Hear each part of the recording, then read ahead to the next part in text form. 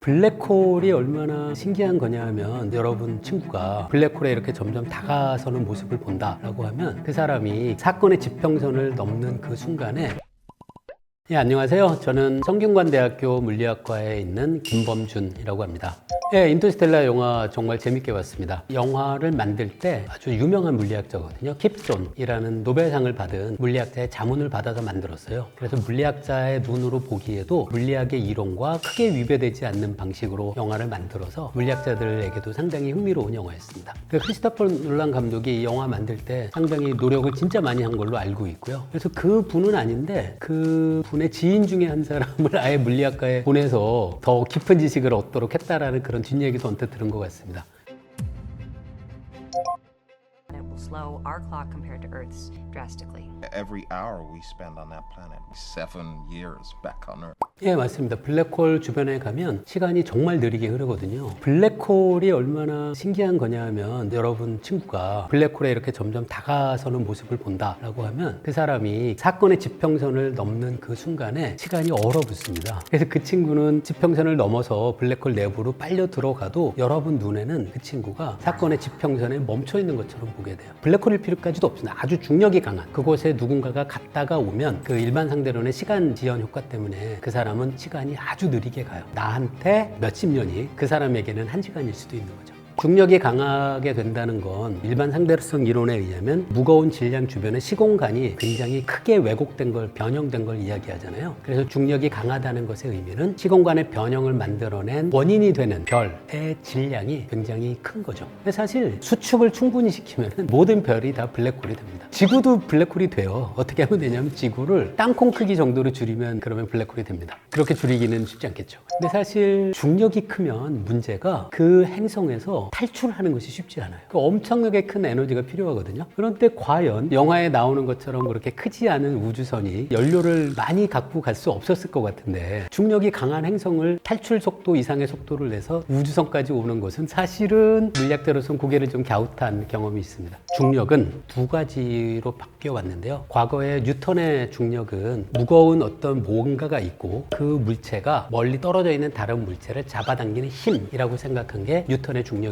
그러다가 아인슈타인의 일반 상대성 이론이 이야기하는 중력은 무거운 물체 주변에 만들어지는 시공간의 변형이라고 생각하면 됩니다. 마치 스프링 침대 같은 데다가 무거운 볼링공을 놓으면 볼링공 주변에 이렇게 움푹하고 들어가는 부분이 생기잖아요. 그렇게 일단 시공간이 변형된 시공간이 있으면 가운데 놓인 무거운 별을 우리가 생각하지 않아도 돼요. 변형되어 있는 부분에다가 구슬을 놓으면 구슬이 똑바로 가지를 못하고 그 굴곡에 따라서 움직이는 게 달라질 거 아니에요. 그게 물체가 중력의 영향으로 운동하는 걸 시공간의 변형으로 설명하는 방식이에요. 뉴턴의 사과에 얽힌 일화 중에 많은 사람들이 가지고 있는 흔한 오해가 뉴턴이 사과를 떨어지는 걸 보면서 중력의 법칙을 생각했다라는 겁니다. 아래로 떨어지는 거 보면 지구가 사과를 잡아당기나 보지 라는 건 누구나 생각할 수 있는 거예요. 근데 뉴턴이 한 놀라운 생각은 떨어지는 사과를 보면서 달도 함께 본 거예요. 잠깐, 사과가 지구의 중력으로 아래로 떨어지듯이 달도 지구를 향해서 떨어지고 있는 거 아니야? 라는 그런 생각을 한 거죠. 달도 지구를 향해서 떨어지고 있다라고 이야기할 수 있어요. 지구가 있고 달이 있잖아요. 달이 이렇게 동그란 원궤도를 그리는데 지구가 잡아당기지 않으면 달은 계속 이렇게 가야 돼요. 중력이 없다면 여기에 있어야 되는데 중력 때문에 여기 있죠. 그만큼 차이만큼 달이 지구를 향해서 떨어졌다라고 주장할 수도 있죠. 그러니까 뉴턴이 그걸 비유만 한 게 아니라 계산을 합니다. 지구 주위를 도는 달의 원 운동과 나무에서 아래로 떨어지는 사과의 운동을 똑같은 방식으로 설명할 수 있다는 것을 뉴턴이 발견하게 돼요.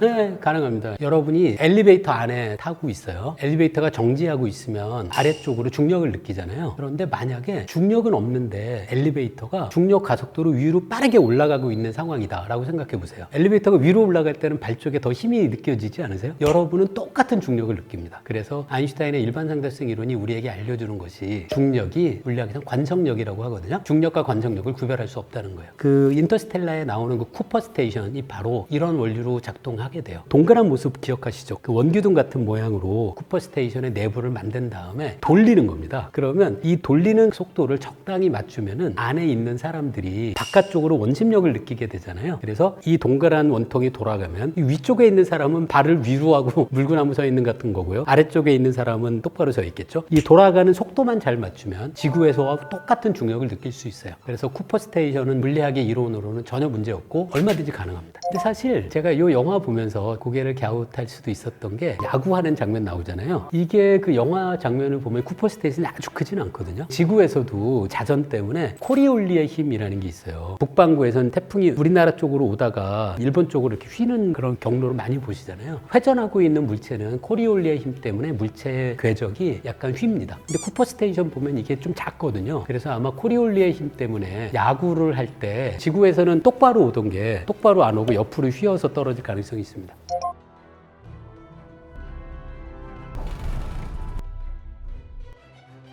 블랙홀과 화이트홀을 연결하는 구조가 웜홀이다. 보통 그렇게 얘기해요. 이렇게 움푹 들어가는 곳이 있고 거기에 블랙홀을 통해서 들어가고 그 다음에 나오는 곳이 있어야 되지 않을까 하는 거예요. 나오는 곳을 화이트홀이라고 하고요. 화이트홀은 관찰된 적이 없습니다. 블랙홀은 있고요. 웜홀도 아직은 이론의 수준이에요. 그래서 아인슈타인의 중력 방정식을 잘 계산하면 웜홀이라는 해가 존재한다라는 것까지는 알려져 있는데요. 그게 정말로 실제하느냐라는 건 다른 문제죠. 재미는 있었는데 그건 모를 일이죠. 웜홀 내부에서 무슨 일이 벌어지는지를 알기는 사실 어려워요. 이 영화에서 웜홀이 어떤 모양일까를 재밌게 설명하는 장면이 나오거든요. 구멍이라고 생각하면 2차원 평면에서는 구멍을 내면 원 모양이잖아요. 이게 평면이 아니잖아요. 실제 우주는. 그걸 차원을 더 높여서 생각을 하면 우리가 보는 웜홀은 구 모양일 수밖에 없다는 거예요. 원은 2차원이고 차원을 하나 더 높이면 그게 구가 되잖아요. 그래서 우리가 웜홀을 봤다라고 하면 이렇게 원 모양이 아니라 동그란 모양이 돼야 돼요. 그거를 이 영화에서 동그란 구체 형태로 기술하죠. 그거는 좀 흥미로웠어요. 웜홀을 통과하잖아요. 근데 웜홀을 통과할 때 그 우주선이 아무런 영향을 받지 않고 이렇게 무사히 통과할 수 있을까? 웜홀을 통과하려면 블랙홀을 통과하는 것과 비슷해요. 블랙홀의 주변에 가면은 어떤 현상이 만들어지냐면 블랙홀 주변에선 중력이 차이가 굉장히 커져요. 그래서 똑바로 서서 블랙홀로 빨려 들어간다라고 하면 제 발 쪽은 블랙홀에 가까워서 중력이 크고 제 머리 쪽은 블랙홀과 조금 멀어서 중력이 작죠. 위에서는 작은 중력이고 아래에서는 엄청나게 큰 중력이 작용해서 제 몸이 길이 방향으로 잡아당겨지게 됩니다. 근데 그게 엄청나게 큰 힘일 것으로 예상할 수 있어요. 그래서 블랙홀을 통과하면서 살아서 통과할 수는 사실 없습니다. 생물학 하시는 분들은 또 다른 얘기도 하시더라고요. 먼 우주로 인류를 이주시키는 계획 중에 하나가 인간의 수정란을 들고 가잖아요. 수정란을 갖고 간다고 해서 거기서 인간이 제대로 정착할 가능성이 거의 없습니다. 여러분과 제 몸에는 인간의 세포 말고 세균의 세포가 더 많거든요. 근데 과연 인간의 수정란만으로 거기서 우리와 똑같은 인간이 생존할 수 있을까라고 생각하면 그거는 사실은 굉장히 어려운 문제예요. 특히 장에 있는 세균이 없다면 우리는 소화를 잘 못 시키고요. 여러 가지 문제가 생깁니다. 그 영화가 기반한 상상이 어느 정도는 아주 흥미로웠는데요. 그게 뭐냐면 저나 여러분이나 우리 모두는 다 원자로 구성되어 있어요. 근데 원자의 구조를 보면 어떤 방식이냐면 원자의 가장 안쪽에 아주 작은 원자 핵이 있어요. 그리고 원자 핵 주변에 전자들이 펼쳐져 있거든요. 그런데 평균 거리를 재면 원자 핵으로부터 전자까지의 거리가 굉장히 멀어요. 만약에 원자 핵이 태양 크기다 라고 하면 원자에 있는 전자는 태양에서 명왕성까지의 거리의 10배예요. 그래서 사실 원자 하나는 내부가 텅텅 비어있는 것과 다름없어요. 이 원자 핵과 전자가 이렇게 텅텅 비어있으면 이걸 이렇게 눌러서 작게 만들 수 있지 않을까? 라고 생각할 수 있는 거죠. 그래서 그게 바로 크기를 줄인 세상을 만드는 방법이에요. 그러면은 아주 작은 앤트맨 같은 그런 존재가 가능하지 않을까? 라고 상상한 거죠. 불가능합니다. 그 원자의 크기를 결정하는 것이 양자역학의 이론을 따라서 계산해 보면 모두 다 물리학의 상수하고 관계가 되어 있어요. 전자의 질량, 플랑크 상수, 빛의 속도, 물리학의 상수가 변하지 않는 한 원자를 작게 만들 수는 없어요. 근데 물리학의 상수는 크던 작던, 먼 곳이던 이곳이던, 우주의 오랜 과거든 현재든 어디서나 항상 똑같다고 생각하거든요. 그래서 물리학의 상수를 일정한 영역에서만 바꿀 수는 없고요. 그렇다면 다른 모든 것들은 그대로 두면서 한 존재만 작게 만들 수는 없는 거죠. 그래서 불가능합니다. 모든 게 동시에 줄어들어야 되는데요. 이게 또 어떤 문제가 있냐면 우리가 살고 있는 우주는 아주 미세하게 조정되어 있는 우주이기 때문에 물리학의 상수의 일부라도 아주 조금만 변해도 지금 우리가 보고 있는 모든 우주의 모습이 변하게 돼요. 별도 없고 수소의 핵융합도 불가능해지고 탄소 원자도 만들어질 수 없고 물리학의 상수를 조정하는 순간 지금 우리가 보고 있는 우주와 같은 우주가 될 수가 없게 되는 거죠.